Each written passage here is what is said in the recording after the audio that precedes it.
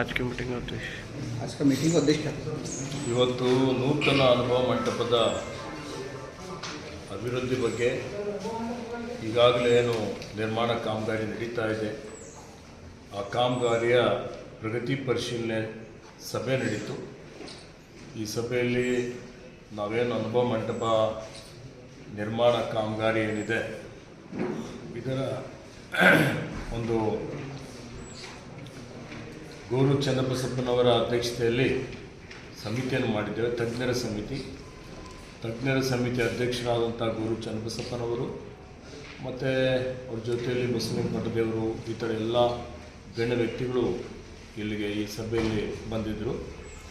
ಭಾಳ ಕೂಲಂಕುಷವಾಗಿ ಚರ್ಚೆ ಆಯಿತು.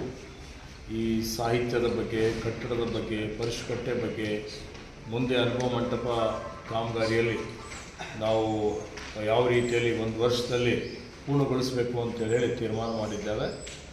ಸೊ ಅದರಲ್ಲಿ ಇನ್ನೂ ಯಾವ ರೀತಿಯಲ್ಲಿ ಅದನ್ನು ನಾವು ಪೂರ್ಣಗೊಳಿಸಬೇಕು ಅನ್ನೋಂಥದ್ದು, ಕಾಲಮಿತಿಯಲ್ಲಿ ಪೂರ್ಣಗೊಳಿಸಬೇಕು, ಲೋಕಾರ್ಪಣೆ ಮಾಡೋದ್ರ ಬಗ್ಗೆ ಮತ್ತು ಸನ್ಮಾನ್ಯ ಮುಖ್ಯಮಂತ್ರಿಯವರಿಗೆ ಪರಿಷ್ಕಟ್ಟದ ಬಗ್ಗೆ ಇನ್ನೂ ಹೆಚ್ಚಿನ ಕೆಲವೊಂದು ಅನುದಾನದ ಬಗ್ಗೆಯೂ ಚರ್ಚೆ ಆಯಿತು. ಇವೆಲ್ಲವೂ ಮುಂದಿನ ತಿಂಗಳು ಡಿಸೆಂಬರ್ ಜನವರಿಯಲ್ಲಿ ಮುಖ್ಯಮಂತ್ರಿಗಳಿಗೆ ಆಹ್ವಾನ ಮಾಡಿ ಅವರ ಅಧ್ಯಕ್ಷತೆಯಲ್ಲಿ ಒಂದು ಸಭೆಯನ್ನು ಮಾಡಿ ಇದನ್ನು ತ್ವರಿತಗತಿಯಲ್ಲಿ ಕಾಲಮಿತಿಯಲ್ಲಿ ಪೂರ್ಣಗೊಳಿಸಬೇಕು ಅಂತ ಹೇಳಿ ತೀರ್ಮಾನವನ್ನು ನಾವು ಮಾಡಿದ್ದೇವೆ. ಸಿಎಂ ಅಧ್ಯಕ್ಷತೆಯಲ್ಲಿ ಸಭೆ ಬಸವ